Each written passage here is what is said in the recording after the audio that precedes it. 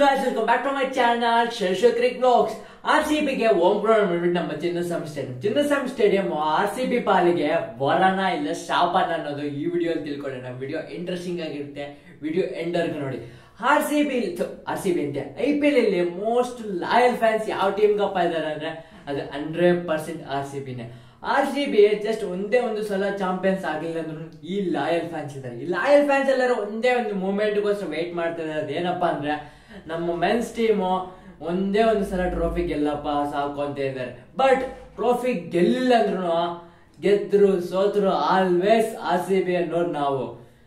But ನಮ್ಮ Chinnaswamy stadium ಬಗ್ಗೆ ಒಂದ್ಸತಿ ಗಮನಿಸಿದ್ರೆ ನಮ್ಮ ಚಿನ್ನಸ್ವಾಮಿ ಸ್ಟೇಡಿಯಂ RCBಗೆ ವರನ ಶಾಪ ಅನ್ನೋದು ಎವ್ರಿ RCBಯನ್ಸ್ಗೆ ಆ ಡೌಟ್ ಬರುತ್ತೆ. ಈ ವಿಡಿಯೋಲಿ ಆ ಡೌಟ್ ನ ಕ್ಲಾರಿಫೈ ಮಾಡ್ಕೊಳ್ಳೋಣ.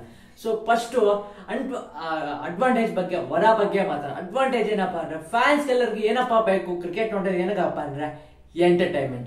ಈ ಚಿನ್ನಸ್ವಾಮಿ ಸ್ಟೇಡಿಯಂ ಮ್ಯಾಚ್ ನಡೀತಾ ಇದೆ ಅಂದ್ರೆ ಎಂಟರ್ಟೈನ್ಮೆಂಟ್ ಅಂತೂ ಬರಾನೇ ಇಲ್ಲ.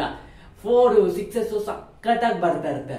ನೆಕ್ಸ್ಟ್ ಅಡ್ವಾಂಟೇಜ್ ಏನಪ್ಪಾ ಅಂದ್ರೆ ಸೆಂಚುರೀಸ್ ನೀವು ಬೇಕಾದ್ರೆ IPL ಗಮನಿಸಿ, ಚಿನ್ನಸ್ವಾಮಿ ಸ್ಟೇಡಿಯಂ ಅಲ್ಲಿ ಬಂದಿರೋ ಸೆಂಚುರೀಸ್ ಯಾವ್ದೇ ಬೇರೆ ಸ್ಟೇಡಿಯಂ ಅಲ್ಲಿ ಬಂದಿದ್ಯಾ 100% ಸಾಧ್ಯನೇ ಇಲ್ಲ.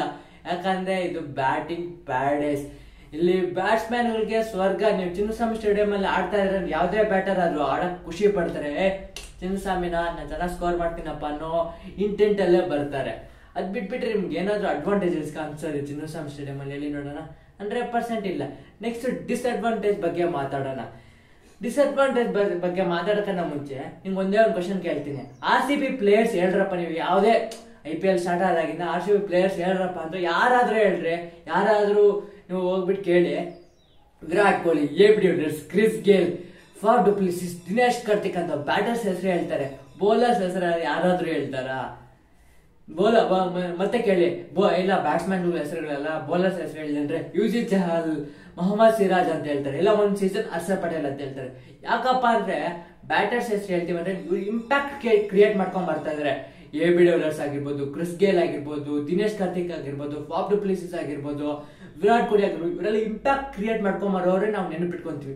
ಬೌಲರ್ಸ್ ಇಂಪ್ಯಾಕ್ಟ್ ಕ್ರಿಯೇಟ್ ಮಾಡ್ಕೊಂಡ್ ಬಂದಿರೋರು ಯಾರಪ್ಪ ಅಂದ್ರೆ ಯೂಸುಫ್ ಚಹಲ್, ಮೊಹಮ್ಮದ್ ಸಿರಾಜು, ಒಂದ್ ಸೀಸನ್ ಹರ್ಷದ್ ಪಟೇಲ್.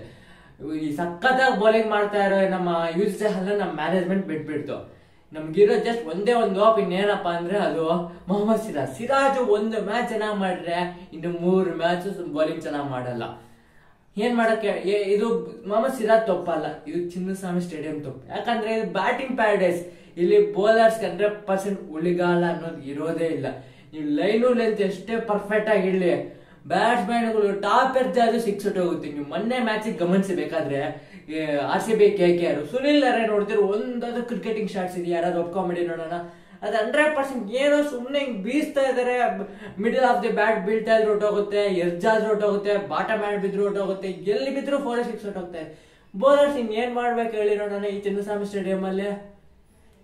ಬೌಲಿಂಗ್ ಇನ್ನು ವಿಕೆಟ್ ತೆಗಿಯಲ್ಲ, ಏನಂಗ್ ಓಡಿಸ್ಕೊಂತಾರೆ ಅಂದ್ರೆ ಅದು ಅವ್ರ ತಪ್ಪಲ್ಲ. ಅವ್ರ KKR ಓಡಿಸ್ಕೊಂಡಿರ್ತಾನೆ. ಬೀಟನ್ಸ್ ಆಯ್ತು ಇಲ್ಲ ಅಂತಾನೆ, ಬೀಟನ್ಸ್ ಆಗ್ಲಿಲ್ಲ ಸುಮ್ನೆ 182 ಬರ್ಲಿಲ್ಲ ತಾನೆ. ಅಷ್ಟು ಬೀಟನ್ಸ್ ಆದ್ರೂ ಮನೆಗೆ ಮ್ಯಾಚ್ ಗಮನಿಸಬೇಕಾದ್ರೆ ಸುಮ್ನೆ ಸ್ಕೋರ್ ಹೋದಂಗೆ ಇರಲಿಲ್ಲ. ಬಟ್ ಆದ್ರೂ 182 ರನ್ಸ್ ಹೋಯ್ತು. ಅದು 100% ನಮ್ಮ ಬೌಲರ್ಸ್ ತಪ್ಪಲ್ಲ, ಚಿನ್ನಸ್ವಾಮಿ ಸ್ಟೇಡಿಯಂದೇ ತಪ್ಪು. ಸೊ 100% ನಮ್ಮ ಚಿನ್ನಸ್ವಾಮಿ ಸ್ಟೇಡಿಯಂ RCBಗೆ ಹೊರಗನ ಶಾಪನೇ ಜಾಸ್ತಿ ಇದೆ. ಇನ್ನೊಂದು ಮೋಸ್ಟ್ ಇಂಪಾರ್ಟೆಂಟ್ ಥಿಂಗ್ ಏನಪ್ಪಾ ಅಂದ್ರೆ ಟಾಸ್ 100% ಕ್ರೂಷಿಯಲ್ ಆಗುತ್ತೆ. ನೀವು ಚಿನ್ನಸ್ವಾಮಿ ಸ್ಟೇಡಿಯಂ ಅಲ್ಲಿ ಬೇಕಾದ್ರೆ ಸ್ಟಾಟ್ಸ್ ಗಮನಿಸಿ, ಫಸ್ಟ್ ಬ್ಯಾಟಿಂಗ್ ಅನ್ನ ಚೇಸಿಂಗ್ ಮಾಡಿರೋರು ಜಾಸ್ತಿ ಮ್ಯಾಚಸ್ ಗೆದ್ದಿದ್ದಾರೆ. ಇಲ್ಲಿ ಎಷ್ಟೇ ನೀವು ಬೇಕಾದ್ರೆ ಒಂದು ಟೀಮ್, ಯಾವ್ದೋ ಒಂದು ಟೀಮ್ ATM ಅನ್ಕೊಳ್ಳಿ, ಬ್ಯಾಟಿಂಗ್ ಆಡ್ಬಿಟ್ಟು 200 ರನ್ಸ್ ಹೊಡಿತಾರೆ. ಬೇರೆ ಸ್ಟೇಡಿಯಂ ಅಲ್ಲಿ ಯಾವ್ದೇ ಸ್ಟೇಡಿಯಂ ಅಲ್ಲಿ ಗಮನಿಸಿ 200 ರನ್ಸ್ ಏನೋ ಸ್ಕೋರ್ ಬೋರ್ಡ್ ಮೇಲೆ ಇಟ್ಟಿದ್ದಾರೆ ಅನ್ಕೊಳ್ಳಿ, 100% ನಾವು ಬ್ಯಾಟಿಂಗ್ ಆಡಿರೋರು ಗೆಲ್ತಾರೆ. ಯಾಕಂದ್ರೆ ಚೇಸಿಂಗ್ ಅಷ್ಟು ಈಸಿ ಅಲ್ಲ, ಅದು 200 ರನ್ಸ್. ಬಟ್ ನಮ್ಮ ಚಿನ್ನಸ್ವಾಮಿ ಸ್ಟೇಡಿಯಂ ಅಲ್ಲಿ 200 ಅಲ್ಲ 220 ಇದ್ರೆ ಈಸಿಯಾಗಿ ಚೇಸ್ ಮಾಡ್ಬಿಡ್ಬೋದು. ಇಲ್ಲಿ ಡಿಸ್ಅಡ್ವಾಂಟೇಜ್ ಆಗುತ್ತೆ, ಅಡ್ವಾಂಟೇಜ್ ಆಗುತ್ತೆ. ಟಾಸ್ 100% ಕ್ರೂಷಿಯಲ್ ಆಗುತ್ತೆ. ಟಾಸ್ ಗೆದ್ದು ಚೇಸಿಂಗ್ ಮಾಡ್ರೆ, ಬ್ಯಾಟಿಂಗ್ ಬೌಲಿಂಗ್ ತಗೊಂಡ್ರೆ ಓಕೆ. ಇನ್ ಕೇಸ್ ಟಾಸ್ ಗೆಲ್ಲಿಲ್ಲಪ್ಪ, ಟಾಸ್ ಅನ್ನೋದು ನಮ್ ಕೈಯಲ್ಲಿ ಇರಲ್ಲ, ಒಪ್ಪಂತೀನಿ.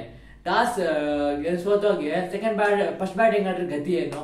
ಇದು ಡಿಸ್ಅಡ್ವಾಂಟೇಜ್ ಇದ್ದಾನೆ. ಸೊ ನಮ್ಮ RCBಗೆ ಚಿನ್ನಸ್ವಾಮಿ ಅನ್ನೋದು ಹೊರಗನ್ನ ಶಾಪನೇ ಜಾಸ್ತಿ ಇದೆ. ಸೊ ನೀವೇನ್ ಹೇಳ್ತೀರಿ ಗೈಸ್? ಕಾಮೆಂಟ್ ಮಾಡಿ.